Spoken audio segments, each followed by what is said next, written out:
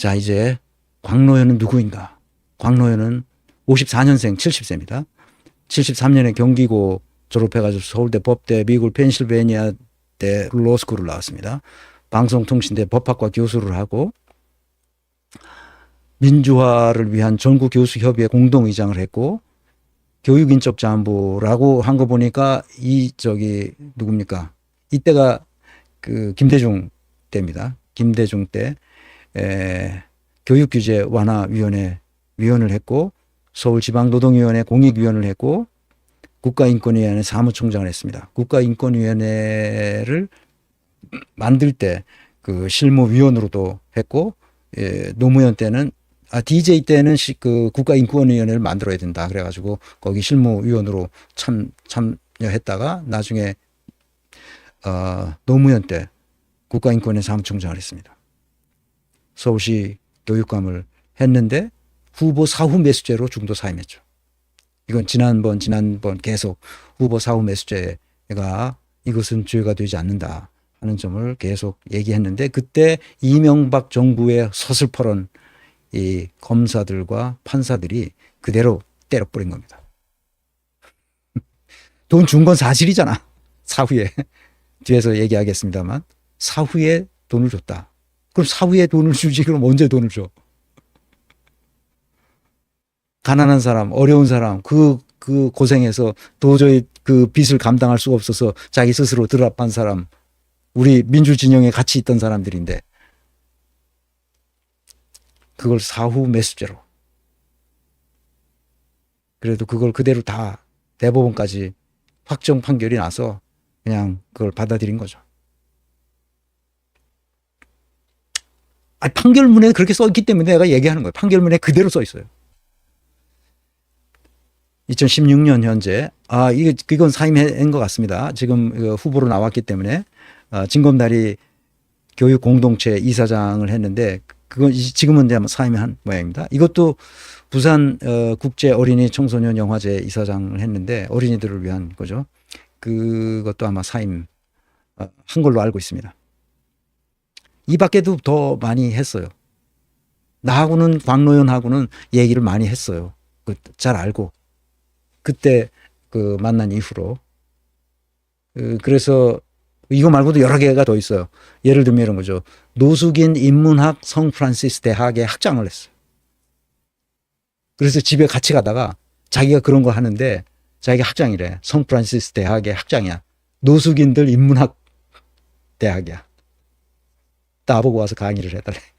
아니 난 못했나 그랬더니 그러지 말고 그런 거 좀 자원봉사 좀 해요.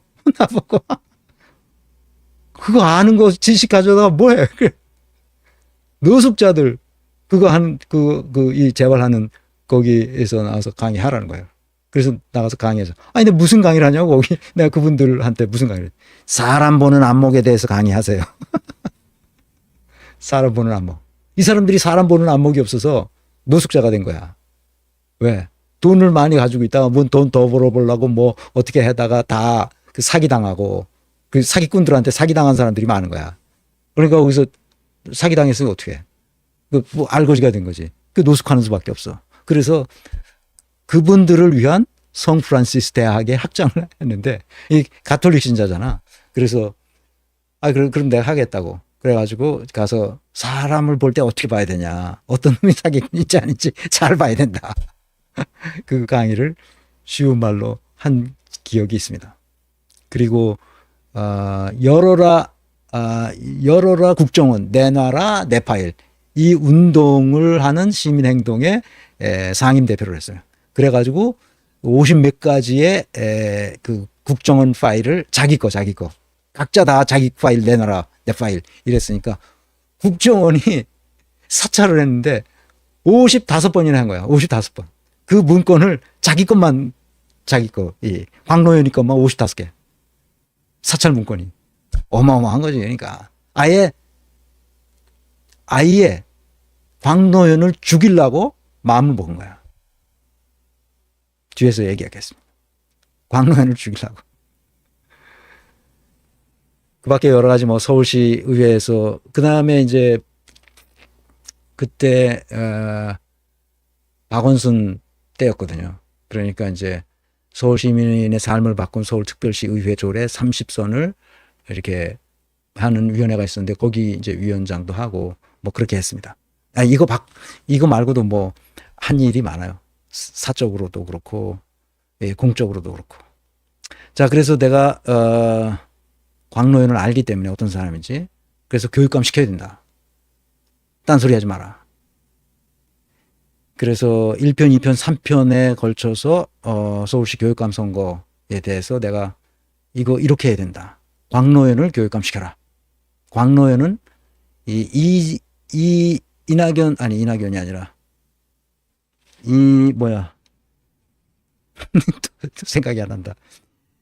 이명박 정부의 최대 피해자 중에 한 사람이야.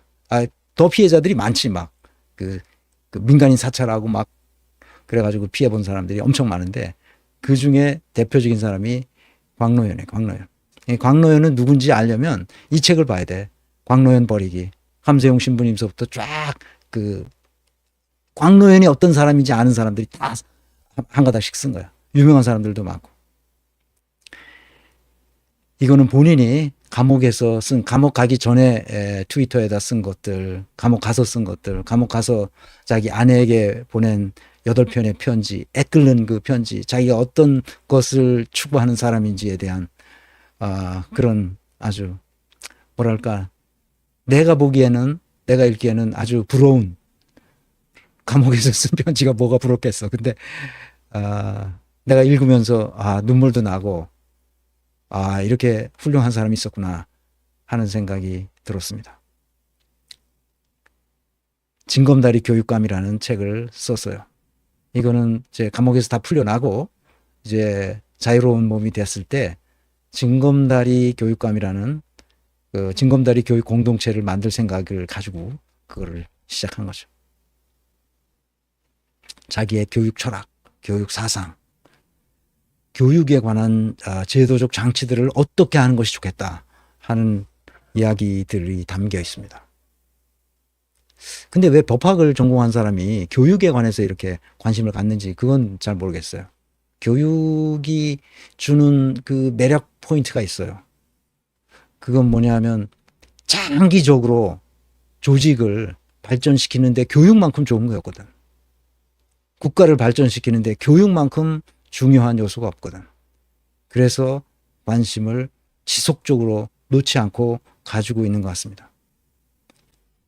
사건의 본질은 이 책에 보면 5파트로 나눠져 있는데 각 장별로 여러 사람이 썼어요.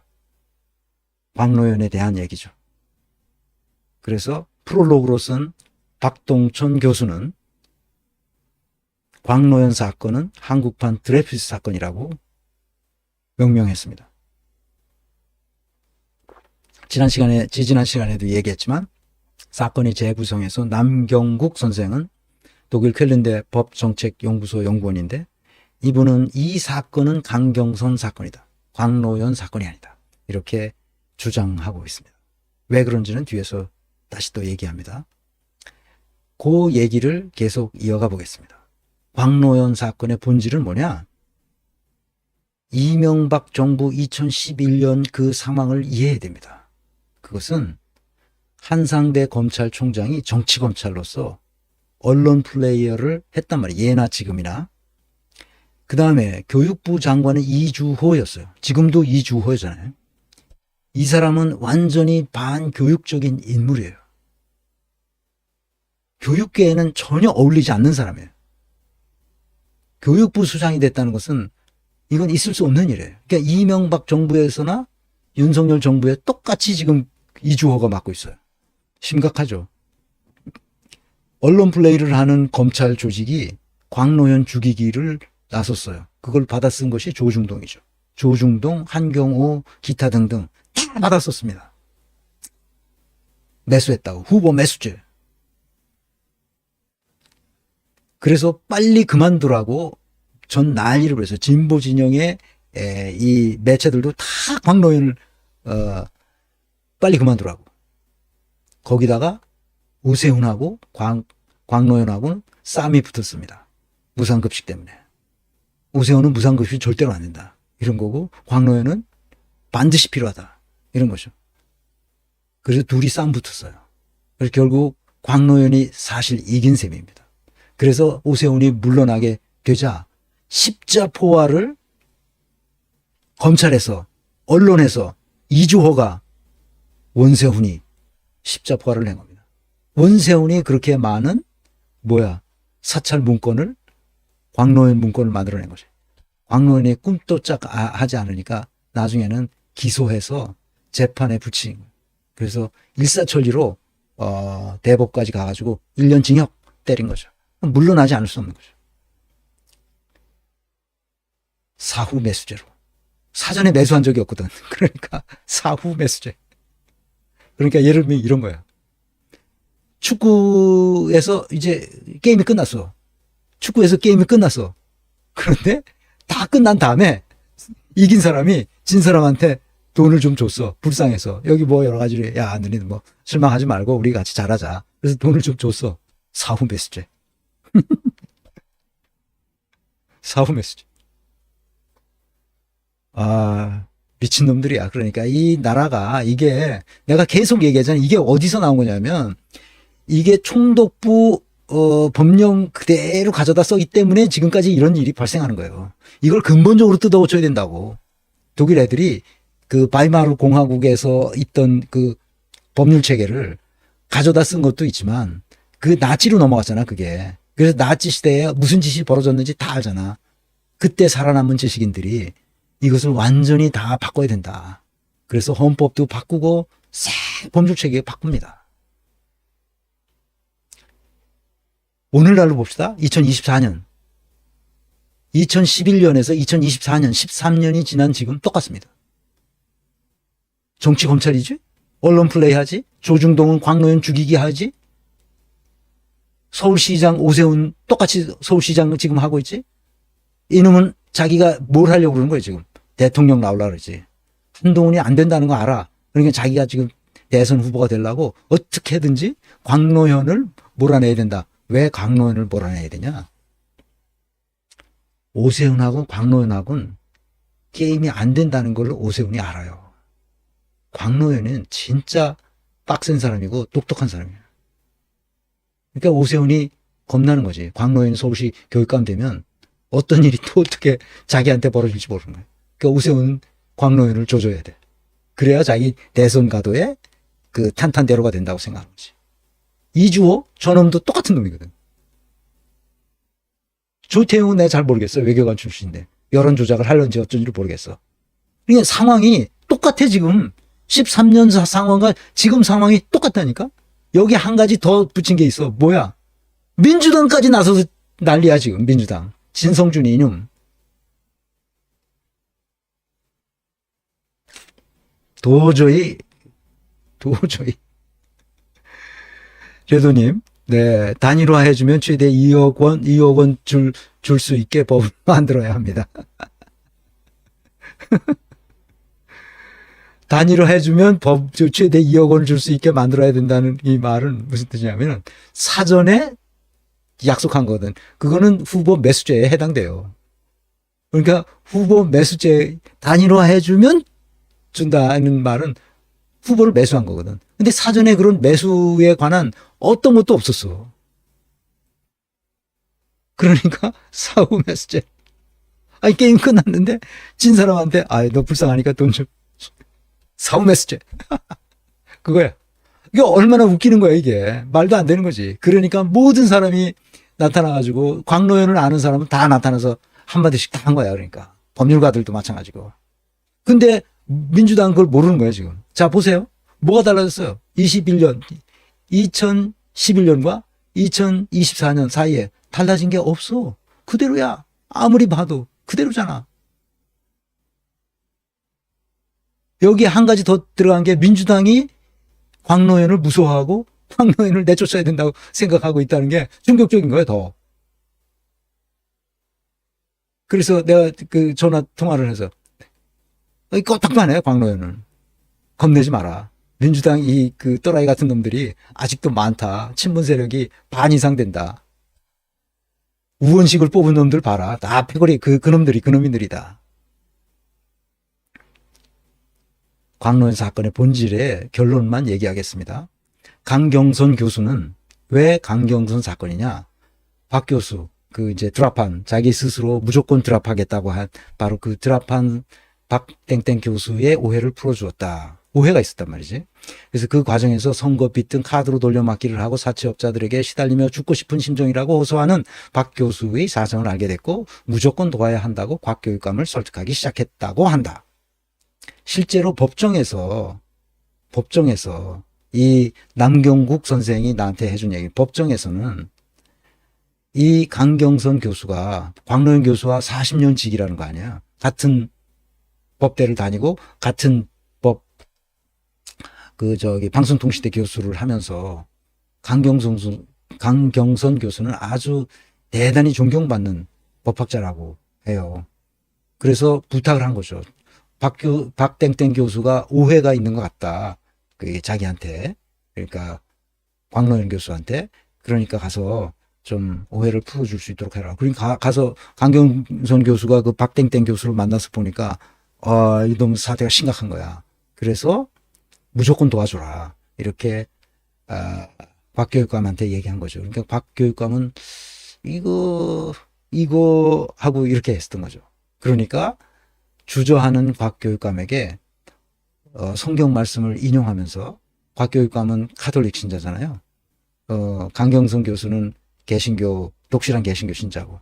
그러니까 야고보서에 나온 이 말을 인용하면서 꼭 도와줘라. 꼭 도와줘야 되겠다. 이런 얘기를 했어요. 그러면서 법정에 가서 증언할 때도 광노현 사건은 광노현과 아무 관련이 없다. 이 사건은 광노현 사건이 아니라 강경선 사건이다. 내가 돈을 주라고 했다. 내가 강권했다. 광노현 교육감한테 돈을 좀 도와야 되지 않냐. 그 어려운 사람들을. 어떤 형제나 자매가 헐벗고 그날 먹을 양식조차 없는데 수억 원을 빚을 져가지고 막 그냥 너무 어려운 지경에 빠진 거죠. 박땡땡 교수가. 양식조차 없는데 여러 가지로 믿음의 실천이 없으면 그러한 믿음은 죽은 것입니다. 이런 야고보서의 이 야고보는 예수의 친동생이거든요. 그 동생이 썼다고 이 다수설이 그래요. 그래서 야고보의 그 말을 인용하면서 곽교육감을 설득했던 거죠. 그래서 곽교육감은 강 교수의 말을 따랐죠.